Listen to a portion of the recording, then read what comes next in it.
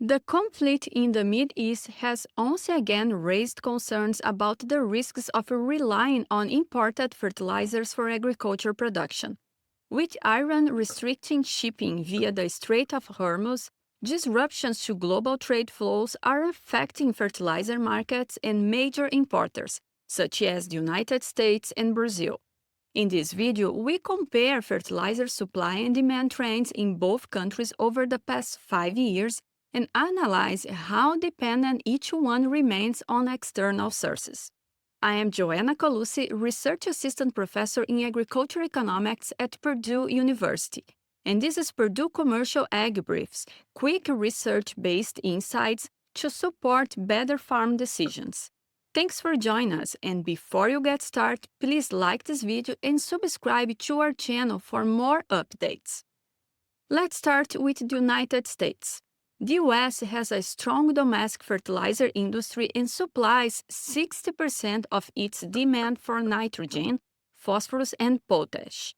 Even so, the country is still sensitive to major supply disruptions and fertilizer price spikes. That's especially true for potash. In 2025, the U.S. imported 95% of its potash needs, up from 93% in 2021, before the start of the Russia-Ukraine war. Between 2021 and 2024, Canada supplied 79% of the potash used in the United States, followed by Russia at 12% and Israel at 3%. Dependence on nitrogen and phosphate imports is much lower. In 2025, imports accounted for 13% of nitrogen consumption and 16% of phosphate consumption. Still, both shares increased compared to 2021. Dependence on imported phosphate nearly doubled, rising from 9% to 16%, while the share of imported nitrogen increased from 12% to 13%. There were also changes in where those imports come from. Over the past 5 years, the U.S. became more dependent on phosphate imports from Peru, whose share increased from 85% to 99%. The country also became more dependent on nitrogen imports from Canada, with Canada's share increasing from 30% in 2021 to 49% in 2025. Now let's turn to Brazil. Unlike the U.S., Brazil doesn't have a strong domestic fertilizer industry, despite the size of its agriculture sector. As a result, it became the world's largest fertilizer importer. In 2025, imports account for 80% of Brazil's total fertilizer consumption. Brazil is especially dependent on external supply when it comes to potash. The country imports 96% of the potash it uses, mainly from Canada, Russia, and Belarus. Dependence is also very high for nitrogen. In Brazil, 95% of the nitrogen used in crop production is imported.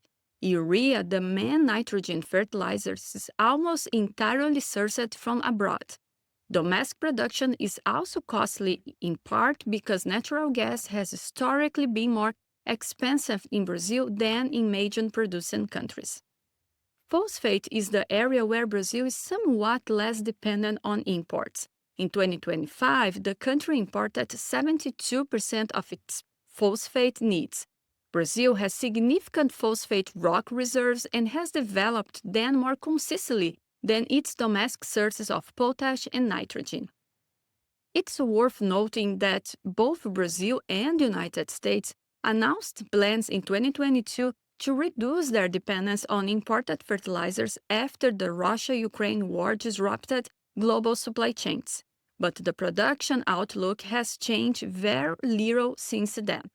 In the United States, fertilizer supply and demand remained stable over the past 5 years.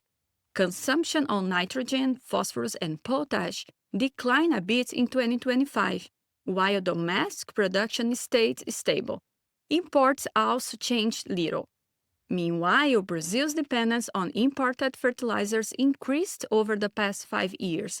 In 2025, a record fertilizers was delivered to the Brazilian market, driven largely by the expansion of soybean and corn acreage in recent years.